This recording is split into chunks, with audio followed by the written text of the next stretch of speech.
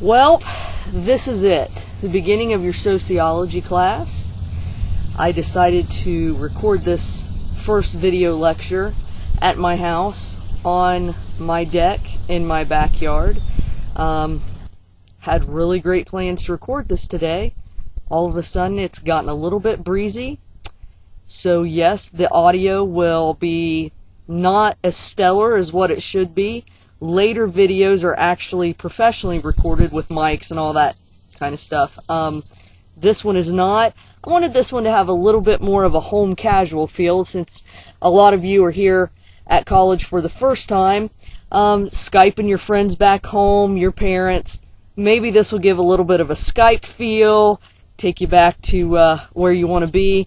Of course, the wind picks up just as soon as I start to record this. My dog decides that she wants to be present, so the heavy panning is from her, not me. I hope you enjoy the setting.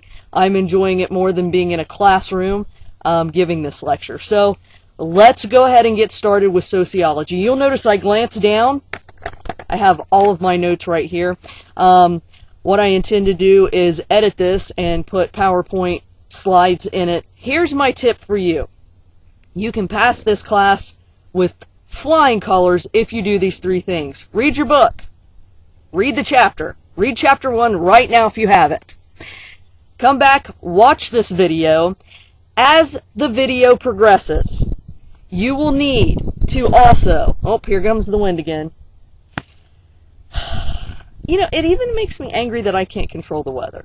Anyway, you'll need to read your textbook, watch the video, take notes on the PowerPoints embedded in the video, and the lecture material that I give you. Study the terms on the PowerPoint. It's really that simple.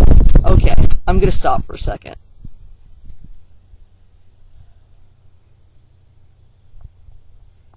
Okay. I guess the wind might settle down for a few seconds. Chapter 1. Sociology. Sociology was actually first taught in Yale in 1876. Now, a lot of larger universities now actually have sociology as a major. Here at OCU we don't, but every major has to take a course in sociology. So by 1910, most colleges or many colleges actually offered it as a major. But what is sociology? By definition, sociology is the scientific study of societies and human social behavior. Now, we're going to talk about that a little bit later in detail, the science of sociology. But essentially, it's going to look at the study of human social interaction. And it's going to emphasize things like relationships and the pattern of those relationships in everyday interaction. And it's going to look at things and try to figure out how those patterns develop, how relationships develop, how they are maintained, and of course how they change as well. It says, sociology says that human behavior, everything that we do, everything that we say, how we act, is determined by the groups that we belong to and the environment in which we are in.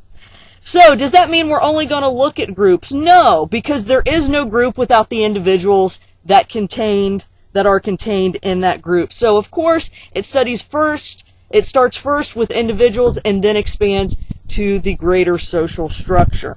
Okay, so sociology has two basic concepts if we look at it through this analogy. First, there's the role, and then there's the social structure. And the social structure is kind of like the play itself, as well as the environment and the background of the play. So a role is what someone does when they occupy a specific position. For example, I have many roles in life. I'm a professor, that's what I'm doing now. I'm a wife, I am a mother. Now, the things that I do in those roles are very different based on the social structure that I'm in. My son is actually in a class of mine right now, and it really freaks him out how I act in the role of professor as opposed to the role of mom. I've got to change because my hair is driving me nuts. I hate this wind. I'm so angry.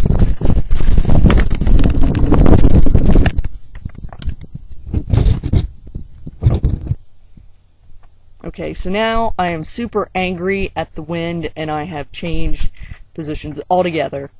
So this is my house right here. It's my neighbor's house. It's a table. There's stuff on it. It'll be alright. Okay. The wind's blowing my hair. It's really upsetting me too. So each role has its own specific gestures, its own guidelines, its own lines. I can say things as a mom that I can't say as a professor. I would like to say vice versa, but I think I always kick back into that professor role a lot of times, and I do kick into the mom role a lot with students. I apologize already. I think I've already told people to shave because they're looking scruffy, but that's just who I am. So, but certain lines, I wouldn't go home and give a quiz to my children over sociology terms.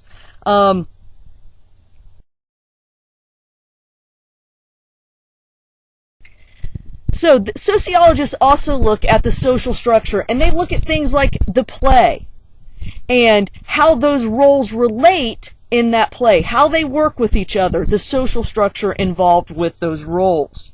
So they would look at a mom in context of the family. They would look at the professor in context of the classroom. They would look at the student in context of the classroom, and the son and daughter in the context of the family. So the sociologist perspective is going to emphasize the powerful role that group membership and social forces play in shaping behavior. So, again, they try to understand social interaction and social relationships rather than the individual themselves. They want to look at the roles you play and the structure that you play it in, not your individual preferences.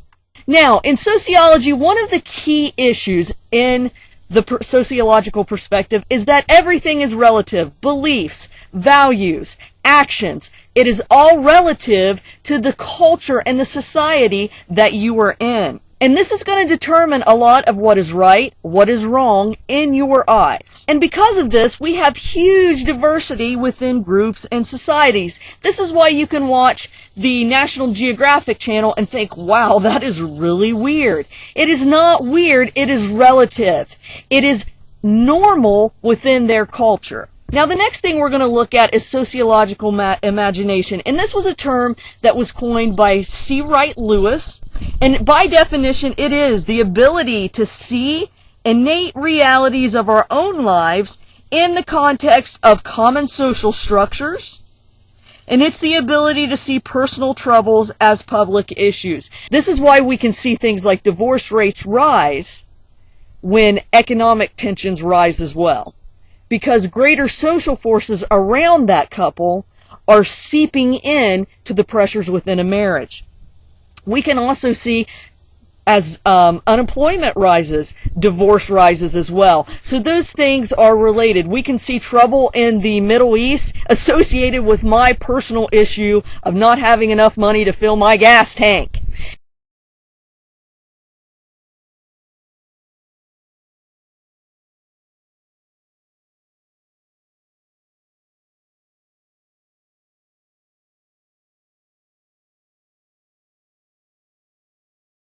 Okay, so sociology has these three perspectives: functionalism, conflict theory, and interactionism, and let's take a look at all three of those.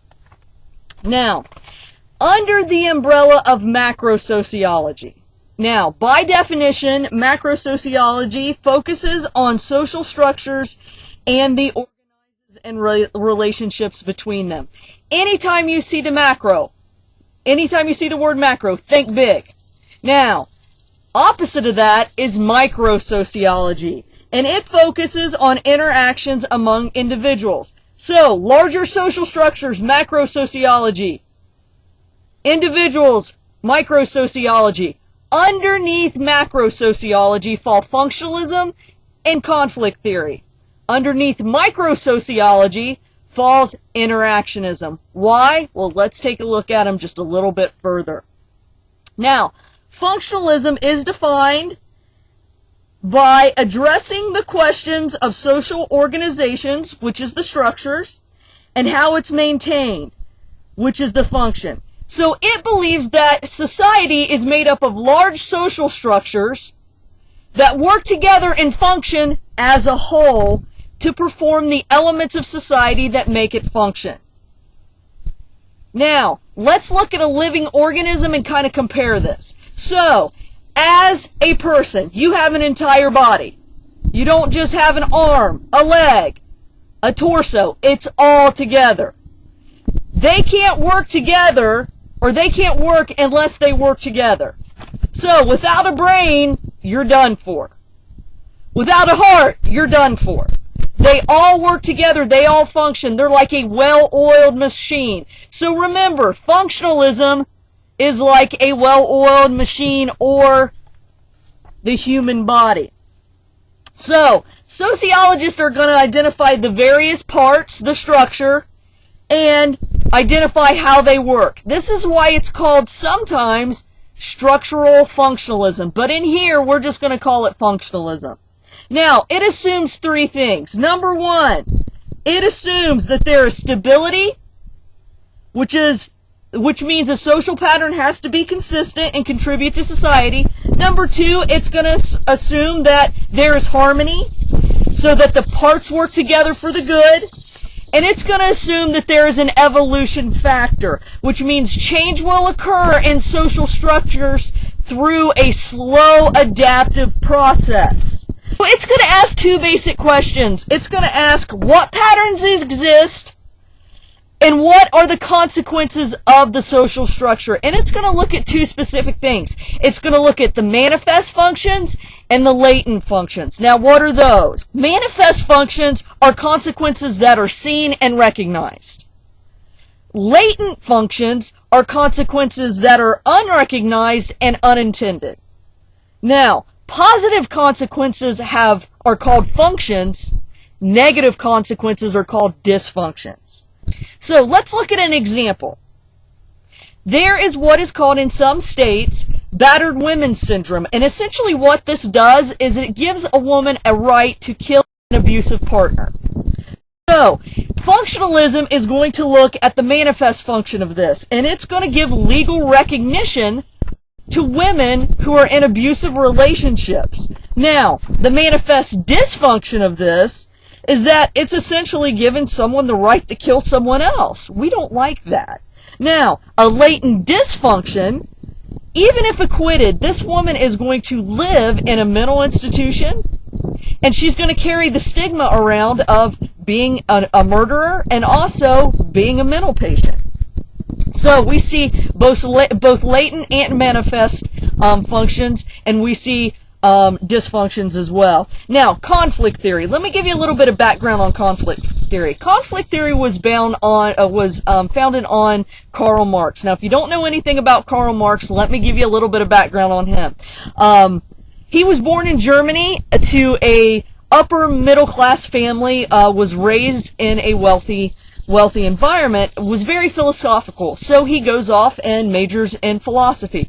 But he had these very, very radical ideas. Now, when you're a philosophy major, you don't really have a lot of options in the job scene. So what are his options? Well, pretty much just to teach. What university wants a radical freak? Not too many. So, Karl Marx all of a sudden finds himself unemployed, living in poverty, can't get a job. Neighbor dog is barking. Shut up!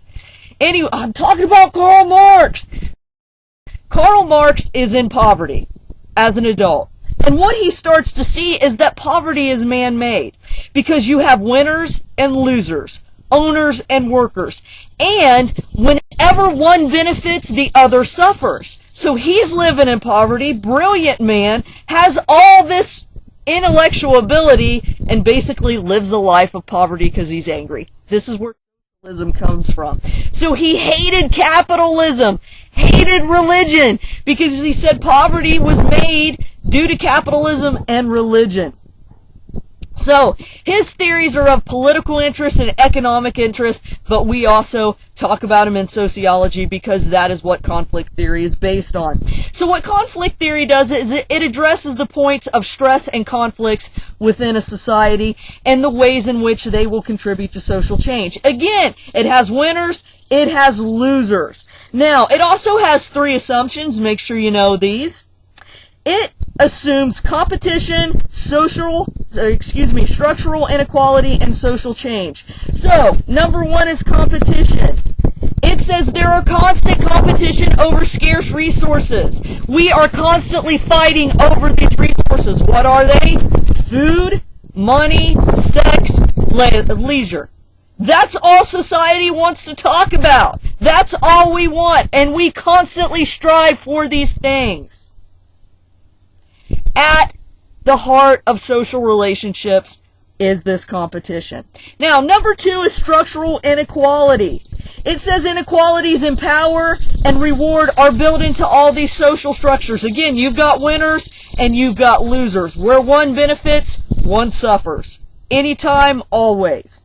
Now, social change. He said social change is radical. It's revolutionary. It's built on rebellion. It's not like functionalist theory where you see an evolution, a gradual change. It says social change happens radical, violent, forceful ways. Usually when the loser group gets tired of the winner group and they come to fight. Now, it asks 2 questions. It asks, who benefits from social change? And who benefits from maintaining the unequal in this power structure? So, when it looks at the laws of the battered women's syndrome, it's going to say women are battered because men are bigger, they're stronger, they're dominant, they're forceful. And it's even going to look at the phrase domestic violence. The term domestic violence has social inequalities even built into the term. What's domestic about violence? Nothing. It's going to say who benefits. Men benefit. Men benefit from oppressing women. Again, conflict theory. And then it's going to say, why? Because of religion. It's biblical. That's what conflict theory is going to say. Now, let's look at interactionist theory. By definition, it addresses the subjective meanings of human acts and the process through which people come to develop and communicate shared meanings. It focuses on everyday social interaction among individuals rather than the large societal structures such as politics and education. And macro sociology, not micro-sociology. It focuses on the individual, not the larger social structures. Basically, it's going to look at symbolic interactions. What are our symbolic interactions? Language. That's the best way. The best example that I have to give you happened to me when I was teaching an AGS class. I had a group of maybe 30. In the corner, the first day of class, this young Asian gentleman came up to me and said, Dr. McDonald, I didn't print off my homework. Is it all right with you if I run to the computer lab real quick and print it off? And I said, that is okay, no problem. And he freaked out and ran away. And I was like, wow, I know I'm scary, but really, I haven't even had any interaction with this young man. So he came back, refused to make eye contact with me through the next 3 hours. Kept his head down. I thought, I have really rubbed this guy the wrong way. So after getting to know me in class, he came up to me afterwards, and he was still kind of shy and kind of kept his head down, and he came up and he said, Dr. McDonald, I need to tell you something. And I said, okay. And he said, in my culture, this is a sexual invitation. Excuse me? Needless to say, I freaked out a whole lot more than what he did. But he kind of laughed it off, and I could tell by his thick accent he hadn't been in the United States too long, was further in his education. Turned out to be quite a valuable contributor to the Gen Psych class. But I had offended him because I had done this symbol. Needless to say, I didn't do that in that class anymore. But he had to explain to me what that symbol meant to him. Again, sociology says it's all relative. We base what we see as good, bad, right, wrong, proper, improper on our social structures. For him, that symbol was pretty improper. For me, it meant, hey, no problem. You go ahead and go print off your paper. I've got no problem with that. So, interactionist theory looks at symbols. So, they have 3 assumptions. What are these 3 assumptions? Number 1, symbolic meanings are important. Obviously, I learned that out real quick. Any behavior, any gesture, any word can have multiple meanings, obviously. Number 2, meanings grow out of relationships. As relationships change, so do those meanings. Absolutely. Number 3, meanings are negotiated. His culture had negotiated what this means. Kind of like in our culture, you raise your middle finger and you shove it in someone's face, it pretty much gives a pretty clear distinction of what you mean. What you want to say. You fly the bird, people are going to get mad, especially if you're driving. We've negotiated that to be a very derogatory thing. You put your finger up to someone who's Amish, they're going to smile and wave back. We negotiate those meanings. Now, a little bit about interactionism, which makes them separate again, the microsociology. It's going to look at the individual and see how you are personally shaped by your culture and your society. Now, let's jump to the other part of the definition of sociology. Sociology says it's a science. So let's look at the science of sociology. Now, a big name in sociology that you're going to see from here on out is Max Weber. Max Weber said sociology had to be value-free. If we couldn't measure it, then it wasn't value-free, because we interject what we believe is right into research. Sociology says no. We have to study it objectively. We have to study it empirically, or else it is not value-free. So, your book defines science as a method of obtaining objective and systematic knowledge through observation. Science has 5 basic components. Make sure you know these. First, science is empirical. Now, this means simply that it's based on observation. Common sense reasoning, hunches, gut feelings, out the window! We have to be able to observe it systematically and measure it. We have to be able to see it, taste it, touch it, smell it, be able to observe it scientifically. Second, science has to be systematic. It follows methods and procedures. Accepted procedures. We can't just do what we want to do when we want to do it. Because of this, it's always open to critical review. We have to be able to review it systematically. What is it, Evan? Evan! Make it quick. A key feature in science is that it can be replicated. Replication is the key in science, because if we can have another scientist do our study again, then that gives it merit, that gives it credibility. Third, it focuses on causation. Now understand, correlation does not equal causation. If we see that two things are correlated, that doesn't mean one has caused the other. But we like to look at experiments and see, does one thing occur when another does, and what causes the other.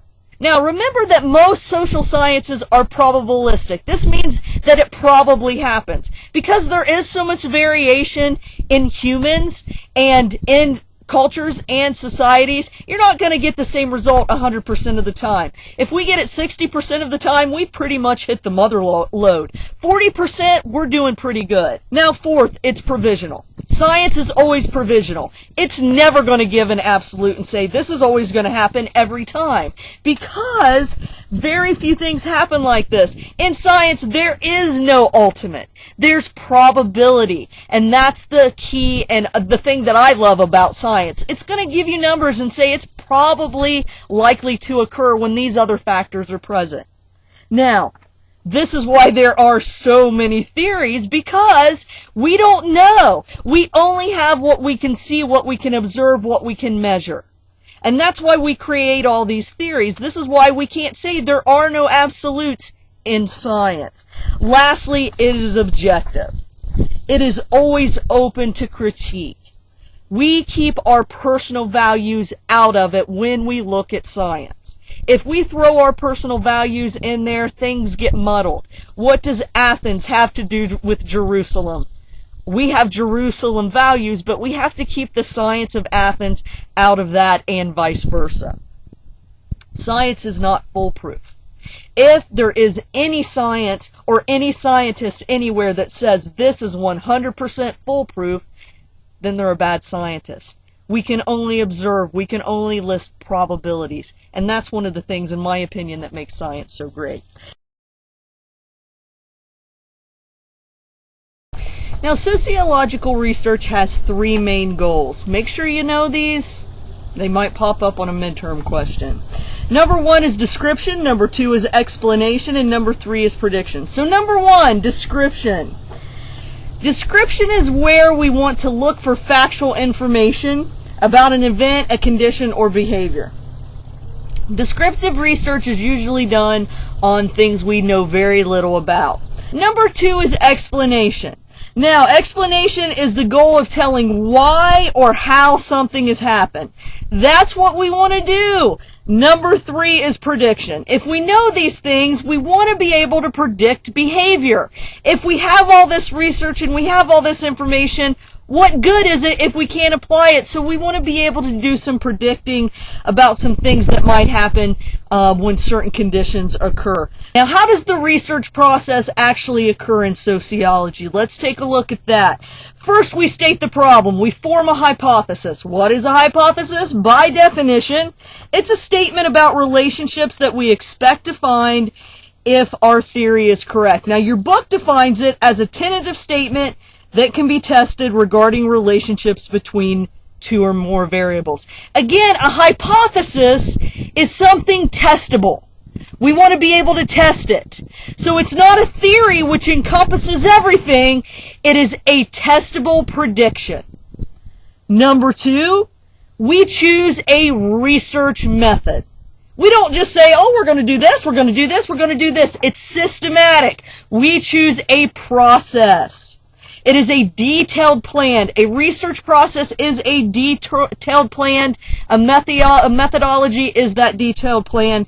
And how we're going to make observations to test that hypothesis. Number three, we gather data. That's the fun part, gathering data. I'm sorry, there's a bug. It's big. Okay, it left. Now, the most fundamental method of gathering data is observation. We just watch. I had a great assignment in my master's program where I just had to do naturalistic observation. I just went and observed kids at McDonald's Playland. That's all I did. I didn't manipulate any kind of environment. I just went and watched. So observation is the simplest. Now, sometimes observation is artificial. Sometimes it occurs in a lab. We'll see this when we talk about conformity in the next few chapters. Now, there's also participant observation, and this is where researchers actually take a part in the research process and what's being observed. So sometimes we'll see researchers live with gang members to do gang member research, and it's very, very rich research that is yielded from participant observation. Now, this type of research also has the risk of certain errors, like the Hawthorne effect, and we're going to talk about that in just a minute. But the most common type of sociological research is the survey. Now, survey research, by definition, is a method that involves asking a relatively large number of people the same set of standardized questions about their behavior or their attitudes. Now, this can be done either through interviews or by questionnaires. Now, interviews is where you sit down and just talk to people and you ask them questions. Questionnaires are actually written forms where they fill it out. You guys have already done tons of questionnaires in your lifetime. Actually, at the end of this course, you'll do a evaluation of the professor and of the course, and you'll do those through a questionnaire kind of process. You can do it online or through a paper and pencil. Now, the survey does have some drawbacks. Although surveys are really easy to conduct most of the time, there is what's called the social desirability effect. Now, this is where participants will color the truth to be more socially desirable. So say, for example, I asked OCU students about sexual behavior. A lot of times, students don't want to divulge that kind of stuff. I can't imagine why. However, they will sometimes color the truth on surveys to seem more socially as desirable to the people who are giving the survey. Now, lastly, we have the experiment. Now, I'm going to throw a lot of definitions to you right now. Just write them down, and then I'll give you an example and explain them all. So, an experiment is a method in which the researcher manipulates independent variables to test theories of cause and effect. So, it's a method to where we want to look at cause and effect, and we're going to tweak something to look at that, and that's called the independent variable. Now, we have two groups. We have the experimental group and the control group. The experimental group is the group that in an experiment that experiences the independent variable. So they're exposed to this thing we want to tweak a little bit. The control group is not. By definition, it's a group in an experiment that does not receive the independent variable. So, they usually receive a placebo, or they're not aware of what we're trying to tweak. We try to make the experimental group and the control group as similar as possible. So the control group is not exposed to the independent variable at all. They're not exposed to that thing we're trying to tweak and study. Study the effects of whatever the independent variable is. They're not exposed to that. But we try to make the two groups as similar as possible so no one can tell. Now, what are variables? Variables are measured characteristics that vary from one individual or group to the next. So we've got the independent variable and the dependent variable. The independent variable is what we're trying to measure. It's the cause. It's what we're trying to see in the cause and effect situation. So a dependent variable is the number of the independent variable. So the dependent variable is the measure. The independent variable is the cause. It's the thing we're tweaking a little bit. Okay, let me give you an example. I have cured the common cold. You take this pill for 3 days and you don't have a cold anymore. Let's call it airborne. No, let's not. Liability issues. So I've got this awesome wonder drug that cures a cold. So, how do I know? Because everybody I give it to, they take it for 3 days and they're better in a week. Don't colds go away usually in a week? Oh, it doesn't matter, it's my pill. Okay, well let's test it. We've got an experimental group. We've got a control group. The experimental group gets my wonder cure-all cold pill. The control group does not. They get a fake pill. We'll call it a placebo. A sugar pill. So they get a pill that looks just like my cold pill, but it doesn't have the wonder drug in it. So what we do is we give them this pill, these people, we put 50 people with colds in the experimental group, people with 50 colds in the control group. So I've got 50 and 50. So what I want to do is measure the control group and measure the experimental group. I've given them the independent variable, which is my pill. The dependent variable is who measured by who gets better. So I look at things like runny nose, cough, sneezing, congestion, and I measure those things. That's the dependent variable, the measurement, to see if the independent variable, that thing that I'm tweaking and manipulating, is working. That's an experiment. And then I do a bunch of statistical analysis, but we won't get into that until later. So, that's how the experiment works. Here's the thing. Here's the drawback. You have what's called the guinea pig effect. And this is getting better just by the placebo, just by thinking that you're getting the drug alone. Just by being in the experiment. It's going to happen from time to time. That's why you don't see, 0% of the control group got better. No, the guinea pig effect kicks in, and people think they're getting the drug, and so they think they're getting better. It's a really cool thing in science that we've studied extensively. But it happens. So, that is your first week in sociology. Go back through the video if you need to. Pause it. Review something. Write it down. That's the great thing about the hybrid videos. Review something over and over again. It's not like sitting in class and once it's there, it's gone. Study the terms. You'll be alright.